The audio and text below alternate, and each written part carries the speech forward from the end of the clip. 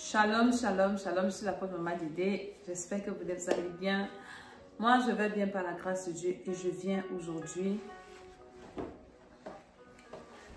pour une nouvelle édition d'enseignement dans le cadre de notre programme de jeûne et de prière. Père, accomplis ta promesse.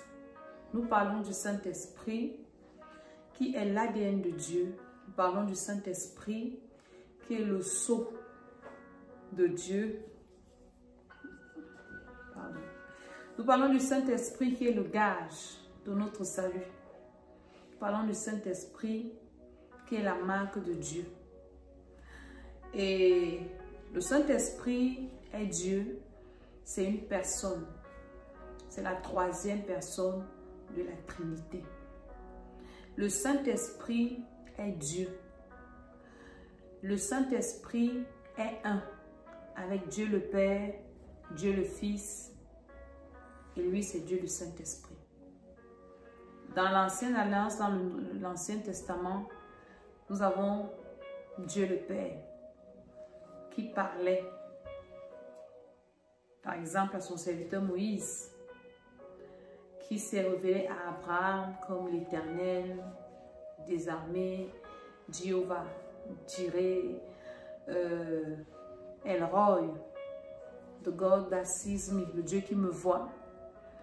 Dans le Nouveau Testament, Dieu s'est fait chair. La parole s'est faite chair et Dieu est descendu sous forme humaine. Et après, Jésus est parti physiquement au ciel. Il a dit aux disciples que restez dans la chambre haute jusqu'à ce que je vous envoie le consolateur, le confortant, le Saint-Esprit. Et sans lui, vous ne pouvez rien faire. Et Jésus est monté, le Saint-Esprit est descendu dans Actes chapitre 2, le jour de la Pentecôte. Il y a beaucoup d'enfants de Dieu aujourd'hui qui ne sont pas conscients de la présence du Saint-Esprit, qui ne l'ont même pas. Il y a des enfants de Dieu qui ont cru, qui n'ont pas le Saint-Esprit. Nous voyons ça dans Actes chapitre 19, où Paul, allant à Corinthe, a rencontré 12 disciples. Il leur a demandé, est-ce que vous avez entendu parler du Saint-Esprit? Il dit qu'on n'a même jamais. Est-ce que vous avez reçu le Saint-Esprit? Ils ont dit qu'on n'a même jamais entendu parler qu'il y a un Saint-Esprit. Et il a prié pour eux en leur imposant les mains. Alléluia. Donc on peut être dans l'église, on peut même servir Dieu sans être conscient qu'on a le Saint-Esprit.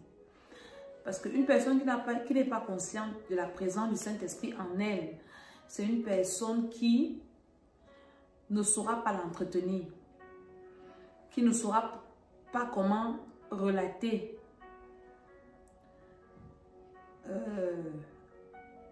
vivre avec, qui ne saura pas comment prendre soin du Saint-Esprit. Parce que le Saint-Esprit étant une personne a des caractéristiques. Alléluia. Et déjà, il est un avec Dieu. Aujourd'hui, je vais vous parler d'une caractéristique très importante du Saint-Esprit. Je veux déjà qu'on lise dans 1 Jean chapitre 5, le verset 7 au verset 8.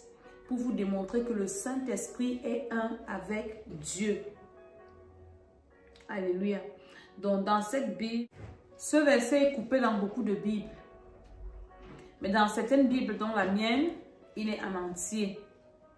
Pour te démontrer bibliquement que le Saint-Esprit est un avec Dieu le Père et Dieu le Fils.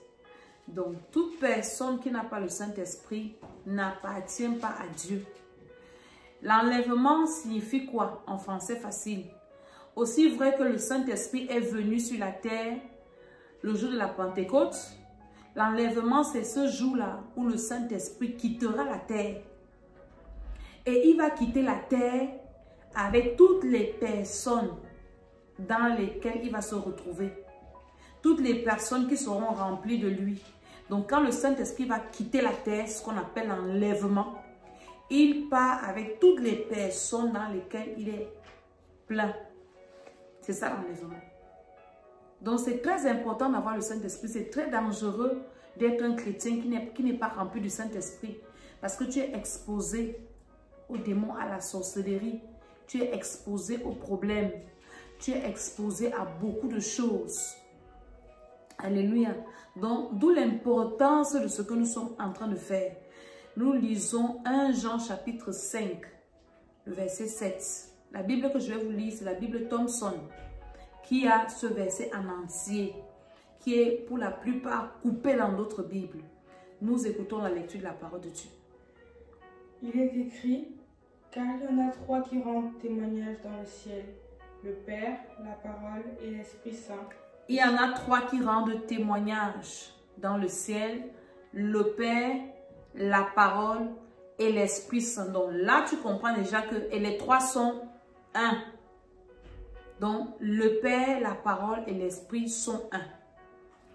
Et Jésus nous a dit dans Matthieu 12 qu'il y a un péché qui est le péché impardonnable. Alléluia.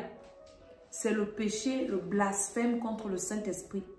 C'est quand tu dis que un homme de Dieu qui fait des miracles sous l'onction du Saint-Esprit fait avec les démons. Ça, c'est déjà un blasphème. Tout à l'heure, j'écoutais mon père spirituel qui est en train de faire un programme de SOP, c'est-à-dire des Sons of Prophets, de nous, ces enfants qui sont allés nous soumettre à sa grâce. Et il disait aujourd'hui que Dieu ne se répand pas de ses dons. C'est biblique. Quand Dieu appelle un homme, il ne se répand pas. Un homme qui a été appelé ou une femme, quand je dis homme, c'est avec grand H. Il peut toujours prophétiser. Même si Dieu l'a rejeté, Dieu peut continuer à l'utiliser, même en vivant dans le péché. Il peut continuer à manifester l'onction. Mais c'est la gloire de son ministère qui sera différente. Donc faites attention, vous qui avez les baromètres de jugement des hommes de Dieu là. Beaucoup vont se retrouver en train de pécher, en train de blasphémer. Tu te rends compte qu'un homme de Dieu a une faiblesse, un servant de Dieu a une faiblesse.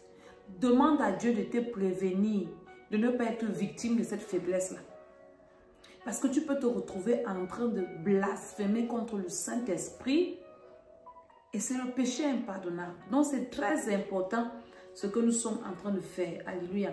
Donc l'Esprit Saint, Dieu le Père, Dieu le Fils et l'Esprit Saint sont un.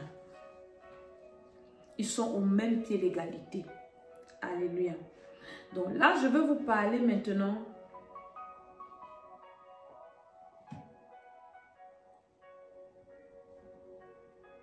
des caractéristiques du Saint-Esprit. Qu'est-ce que le Saint-Esprit? Qui est le Saint-Esprit? C'est quoi son rôle? Le Saint-Esprit a plusieurs attributs. Et toutes les personnes qui ont toujours marché avec le Saint-Esprit dans la Bible, ce sont des personnes qui ont bien fini leur marche. Jésus, c'est un exemple, le meilleur exemple. Si tu veux accomplir ta destinée, si tu veux accomplir ton éternité, tu as besoin impérativement du Saint-Esprit. Et maintenant, pour que le Saint-Esprit demeure en toi, il faut que tu sois conscient qu'il est là, que tu l'as reçu. Et tu dois maintenant l'entretenir. Comment tu entretiens le Saint-Esprit? Par la prière. Puisqu'il vient par la prière. Dans Acte 16, Acte 19, si vous lisez tout le chapitre, vous allez vous rendre compte que l'apôtre Paul a imposé les mains aux disciples et ils ont reçu le Saint-Esprit. Même l'apôtre Paul a reçu aussi le Saint-Esprit par imposition de main. Quand Barnabas était allé prier pour lui, quand il venait de rencontrer le Seigneur, il était aveugle, il lui dit, mon frère, le Seigneur Jésus qui t'est apparu m'envoie pour que tu recouvres la vue. Qu'est-ce qui a rendu la vue à l'apôtre Paul? C'est le Saint-Esprit qui était en Barnabas. Quand il lui a imposé les mains, il a reçu le Saint-Esprit. Alléluia. Donc c'est très important. Pour entretenir sa relation avec le Saint-Esprit, tu dois être un homme de prière, une femme de prière. Et la prière dont je te parle ici, c'est une prière de communion. Et c'est ce que nous sommes en train de faire dans ce programme-là, le même programme-ci. En offre, là, nous faisons beaucoup plus de prières de communion avec ceux qui sont dans ce programme, où nous invitons le Saint-Esprit à demeurer en nous. Nous appelons le Saint-Esprit venir habiter en nous. Donc, tu dois faire beaucoup de prières de communion. L'adoration, c'est ce qui fait venir le Saint-Esprit. Alléluia. Parce qu'il glorifie Jésus, le Saint-Esprit. Amen, amen. Et le Saint-Esprit a une caractéristique que j'aimerais,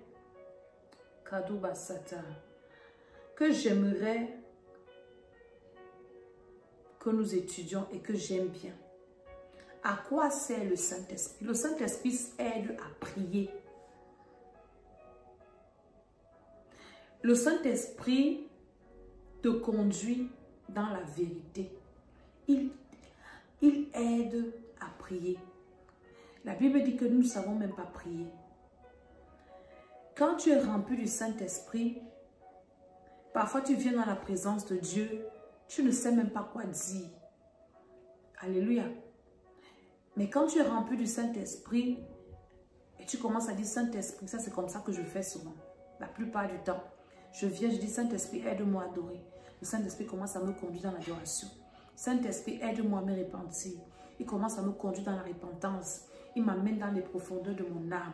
Je dis, Saint-Esprit, tu as ma permission. Va dans les profondeurs de mon âme. Va dans les profondeurs de mon esprit. Et enseigne-moi. Et révèle-moi tout ce qui est caché. Tout ce qui n'est pas de Dieu. Tout ce que Dieu n'aime pas en moi. J'ai besoin que tu me parles, que tu m'édifies, que tu m'aides à me repentir. Et le Saint-Esprit qui me voit comme Dieu, qui me voit comme moi, je ne peux pas me voir, commence à me révéler les profondeurs, les secrets de mon âme. Donc, le Saint-Esprit aide à prier. Alléluia. C'est très important. Une personne qui n'est pas remplie du Saint-Esprit ne peut pas savoir prier. Ne sait pas prier. Les disciples ont vu Jésus prier. Et ils ont dit à Jésus, enseigne-nous à prier. Parce qu'ils se sont rendus compte que la façon dont Jésus priait était différente de leur façon de prier. Le Saint-Esprit enseigne de prier. Parfois, on se retrouve dans des réunions de prière. Et quand tu as le Saint-Esprit, ceux qui ont le Saint-Esprit, vous vous retrouvez, vous dites que Saint-Esprit, nous voulons prier, dirige-nous et mets en nous des sujets importants. Tu peux avoir un canevas de sujets de prière, de besoins, your needs, hein? Et tu penses que pour toi c'est important. Mais le Saint-Esprit connaît ce qui est plus important pour toi à l'instant T. Parfois nous prions mal. Jacques dit quoi? Il dit que nous prions, nous ne recevons pas parce que nous demandons mal. Dans le but de satisfaire nos besoins égoïstes. Mais le Saint-Esprit sait quels sont tes besoins, ce dont tu as réellement besoin. Parfois, nous demandons au Seigneur, nous présentons au Seigneur nos désirs. Mais le Saint-Esprit connaît nos besoins réels. Alléluia. Tu peux venir dans le lieu de prière avec un point de prière particulier, mais le Saint-Esprit, lui, connaît ce dont tu as réellement besoin. Donc, dans Romains 8, le verset 26, nous allons lire. Il est écrit: de même, l'Esprit aussi nous vient en aide, parce que nous sommes faibles. En effet, nous ne savons pas prier comme il faut. Mais l'Esprit lui-même prie Dieu en notre faveur avec des supplications qu'aucune parole ne peut exprimer. Le Saint-Esprit prie en notre faveur. Le Saint-Esprit est notre aide dans la prière. C'est notre premier partenaire de prière. Donc, c'est important d'avoir le Saint-Esprit pour savoir comment prier. Il nous aide à prier. Alléluia. Est-ce que tu as le Saint-Esprit? Un secret que je vais partager avec toi. Quand tu veux commencer la prière, confie ta prière au Saint-Esprit. Pour ceux qui ont le don du parler en langue, Tout le monde n'a pas ce don-là. C'est-à-dire que tu peux commencer un sujet. Par exemple, Seigneur, je te bénis. Seigneur, je te recommande mon âme. Tu déclares cela avec ton intelligence. Après, tu commences en langue.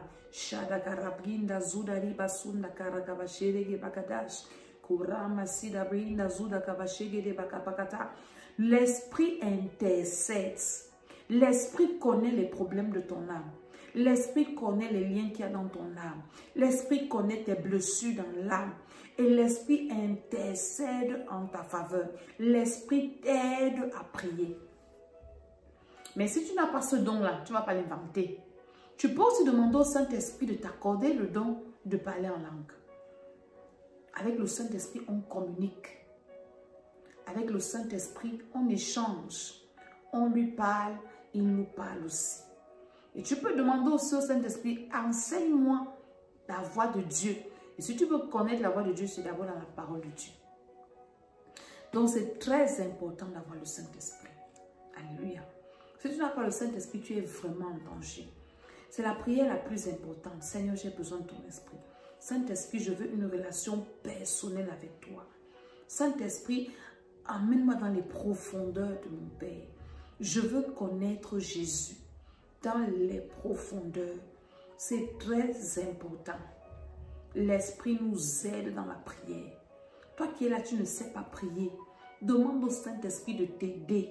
Moi, quand je prie, dis Saint-Esprit, tu es mon partenaire de prière. Je m'accorde avec toi. Prends le contrôle de mes sens, de mon âme et révèle-moi quels sont les points importants, les sujets que je dois présenter à mon Père. Alléluia. Donc, c'est ce que je voulais partager avec vous dans cette petite vidéo pour vous dire que le Saint-Esprit est votre aide, notre aide dans la prière. Donc, quand tu pries, appuie ce verset, Romains 8, 26, tu dis Saint-Esprit, j'ai besoin de prier, aide-moi. Il y a des moments où je vais prier, je suis fatiguée. Je commence à dire, Holy Ghost, I need you, help me. I want to pray. I need to pray this night. Help me, Holy Ghost. Just help me. I just need your help. Help me, Holy Ghost, help me. Je commence à parler comme ça. Le Saint-Esprit va me help. Il va seulement m'aider. Alléluia. Donc, que le Seigneur vous bénisse. Je suis l'apôtre Maman Didé. Pendant tout ce programme, je viendrai comme ça vous parler du Saint-Esprit. Si vous avez aimé cette vidéo, laissez-moi un commentaire au bas de la vidéo. Si vous avez des questions aussi à me poser, dans quelle que soit la plateforme, la page, vous allez voir cette vidéo, mettez-moi un commentaire en bas. Alléluia. Et expliquez-moi. Je pourrais revenir faire une vidéo pour répondre à votre question. Et ça va vous aider à grandir dans le Saint-Esprit. C'est très important. Nous devons avoir l'esprit sans mesure. Partager massivement, écouter et prier. Et pendant que vous allez faire ces prières, le Saint-Esprit va vous remplir. Que le Seigneur vous bénisse. Au nom de Jésus, je dis Amen, Amen, Amen.